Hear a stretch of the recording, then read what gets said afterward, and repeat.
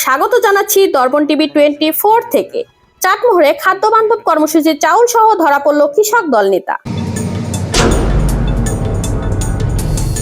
আপনার চাটমোহরে খাদ্য বান্ধব কর্মসূচির 30 বস্তা চাউল সহ কৃষক দল নেতাকে আটক করেছে স্থানীয়রা। সোমবার দুপুরে পৌর শহরের জাদ্রিস মোড় এলাকায় ব্যাটারি চালিত অটোভ্যান সহ তাকে আটক করা হয়। খবর পেয়ে ঘটনাস্থলে উপজেলা নির্বাহী অফিসার মুসা নাসের চৌধুরী পৌঁছালে সটকে পড়েন সেলিম হোসেন নামের ওই নেতা।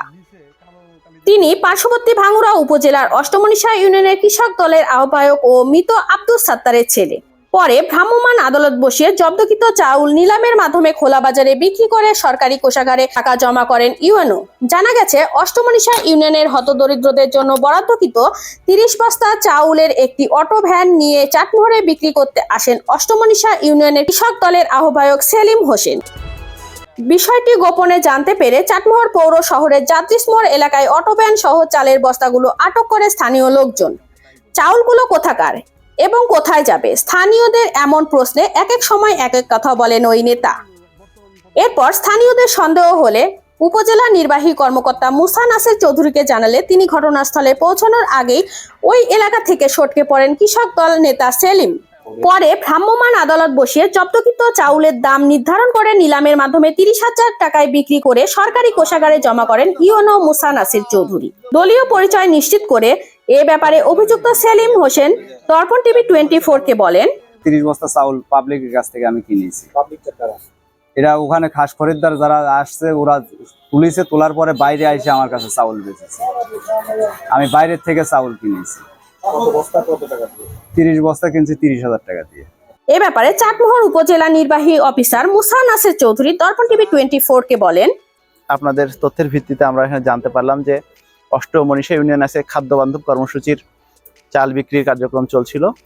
তো সেখান থেকে এই চালটি চাটমোহর হয়ে অন্য কথা হয়তো যাচ্ছিল। তো আমরা ভাঙ্গুড়া উপজেলায় কথা বললাম, সেখানে আমরা জানতে পারলাম যে এই চালটা আসলে ডিলার কর্তৃক বিক্রি করা হয় নাই। তারা সেটা আমাদেরকে নিশ্চিত করেছে। তারা আশঙ্কা করছে যে এটা কোনো যারা গ্রাহক যারা চালটি কিনেছে তারাই মূলত এই চালটি কোনো কারো কাছে বিক্রি করার ফলে এই চালটা এখন মনে হয় সম্ভবত কোনো একটা মিলে যাচ্ছে। তো যেহেতু এখানে আমরা ঘটনাটি ঘটেছে ভাঙ্গুড়াতে এবং আমাদের যে ভ্যান চালক ছাড়া কাউকে পাওয়া যায়নি এবং উনিও নির্দিষ্ট করে বলতে পারছেন না যে কে এটার সাথে জড়িত বা কোথা থেকে এনেছেন।